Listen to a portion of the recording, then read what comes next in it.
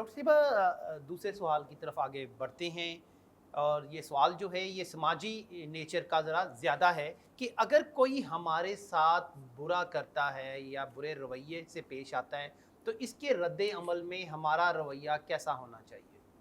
Reference آئے تھے سورہ مومنون کی 96، 97 اور 98۔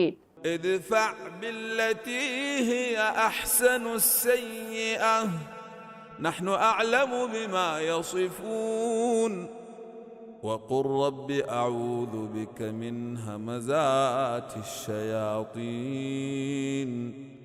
وأعوذ بك رب أن يحضرون۔ اے نبی صلی اللہ علیہ وآلہ وسلم، برائی کو اس طریقے سے دفع کرو جو بہترین ہو۔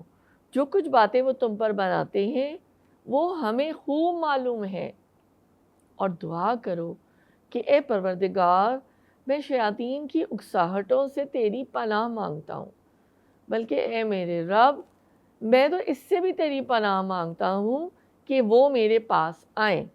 اچھا، اس کا ریفرنس تھا ہمیں ملتے جلتے الفاظ سے سورہ حامیم سجدہ میں بھی ملتا ہے، اور اس میں بھی یہی تعلیم اللہ تعالیٰ نا ہمیں دے رہے ہیں یا تربیت ہماری کرنا چاہتے ہیں کہ ایک مومن کو، ایک ایمان والے کو کیسا بیہیو کرنا چاہیے۔ اللہ تعالیٰ ہمیں عمل کرنے والوں میں سے بنائے۔ سب سے زیادہ جو ایک یہاں پہ بات ہے اور بہت دل ڈرتا بھی ہے کہ ایک دائی حق کو تو ماڈل ہونا چاہیے نا۔ ایک دائی حق کے لیے یہ ایک نہایت ہی قیمتی، بہت ہی قیمتی، بہت ہی پریشس اصول ہے کہ وہ جو ہے نا اس اصول کو اپنائے، اور یہ کہ وہ برائی کا جواب برائی سے نہ دے۔ کہ ہوتا یہ کہ جب ہمارے ساتھ کوئی بری طرح پیش آتا ہے یا ہمیں کوئی برے الفاظ یا برے جملے یا کوئی ایسا طنز و تشنیع کا رویہ ہوتا ہے تو فوراً ہمارے جو نفس ہے یا ہماری جو سیلف اسٹیم ہے اس کو ٹھوکر لگتی ہے نا۔ تو اگر ہم اس میں جو ہے ڈسارٹ ہو جائے، اور یا تو ڈسارٹ ہو جائے یا پھر فوراً ہی یعنی اگریسو ہو کے اس کو منہ توڑ جواب دیں، تو پھر تو یہ وہ تصویر نہ ہوئی جو اللہ تعالیٰ ہم کو دکھا رہے ہیں۔ تو اللہ تعالیٰ یہ چاہ رہے ہیں کہ دیکھو دراصل ہوتا ہے کہ اب پھر شیطان جو ہے نا وہ ایکشن میں آ جائے گا، اور اس کے تو ریڈار ہر وقت آن ہوتے ہیں، تو وہ غصہ دلائے گا۔ تو اللہ تعالیٰ یہی اس کی ایک ہمیں ایک ٹپ بتا رہے ہیں یا پریونشن بتا رہے ہیں یا ٹریٹمنٹ بتا رہے ہیں، علاج بتا رہے ہیں کہ تم جو ہو یہ اللہ تعالیٰ سے یہ دعا مانگو، اور یہ دعا بھی ہے اللہ تعالیٰ جو ہمیں سکھا رہے ہیں کہ ربی اعوذ بک من ہمزات الشیاطین واعوذ بک ربی ان یحضرون۔ تو تم نا یہ اللہ سے نا کہو کہ پروردگار میں تیری پناہ چاہتی ہوں، میں پناہ میں آپ کے آنا چاہتی ہوں کہ شیطان جو میرے پاس آئے یا میرے پاس حاضر ہوں۔ تو یہ اس کا میں پھر اس کا اعتراف بھی کروں گی کہ یہ باتیں ہو سکتا ہے کہ کہنے میں یا مشکل لگ رہی ہوں، لیکن ایسی بات نہیں ہے کہ یہ ناممکن نہیں ہے، اور ایسا ممکن ہے کہ ہم یہ جو ہمارا دشمن ہے شیطان ہے جو کہ بہت ہی چوکس ہے، غافل تو ہم ہی ہو جاتے ہیں، تو ہم اس کی اکساہٹوں سے بچیں۔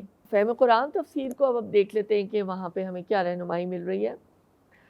شیطان کیا کرتا ہے کہ دائی کو انگیز دیتا ہے کہ وہ غصے میں آ کر برائی کا جواب برائی سے دے، لیکن اللہ تعالیٰ کا تو حکم کچھ اور ہے کہ دائی جو ہے اس کو پوری کوشش کرنی ہوگی کہ وہ برائی کا جواب اچھائی سے دے۔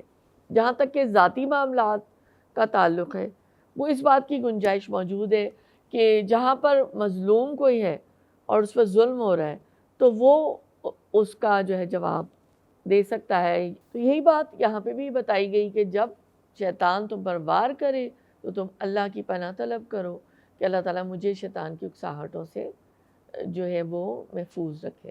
تو انشاءاللہ اللہ تعالیٰ کی حفاظت کے حصار میں ہم آ جائیں گے۔ حدیث کے حوالے سے دیکھ لیتے ہیں۔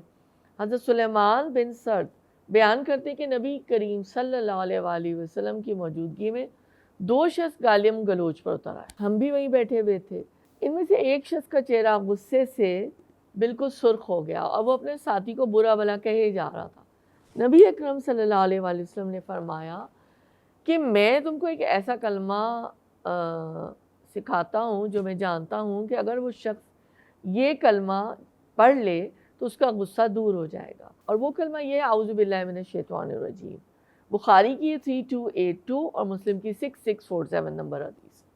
یہ ہمیں اور بھی حدیث میں ملتا ہے نا کہ 3 دفعہ اعوذ باللہ من الشیطان الرجیم پڑھ لو. تو جناب آج کا عملی نکتہ کیا ہوا؟ سب سے زیادہ ہم جو ہے ڈرتے ہیں فیل ہونے سے، سب سے زیادہ ہم ڈرتے ہیں دنیا کی معاملات میں. اللہ تعالیٰ ہماری عزتوں کو قائم رکھے، ہماری پردہ پوشی کرے. لیکن جو سب سے زیادہ ڈرنا چاہیے شیطان سے، جو کہ ہمارا ازل سے لے کر ابد تک دشمن ہے اور رہے گا، تو اس سے بچنے کے لیے ہمیں بہت زیادہ یعنی دعا بھی مانگنی چاہیے اور اپنے ریڈارز آن رکھنے چاہیے اور بہت بہت اٹینٹیو رہنا چاہیے. اور اللہ تعالیٰ انشاءاللہ پھر ضرور مدد کریں گے. اگر دل میں کوئی برا خیال آ رہا ہے، غصہ آ رہا ہے، تو فوراً پھر اللہ تعالیٰ کی مدد شامل حال ہو. ڈاکٹر صاحبہ، تیسرا سوال جو ہے وہ بہت اہمیت کا حامل ہے. سورہ نور کا آغاز بھی بہت اہم نظر آتا ہے کہ مرد و زن کے جو ناجائز تعلقات ہیں آخر ان کی سزا کیا مقرر ہے؟ ریفرنس آیت ہماری ہے سورہ نور کی 1 اور 2.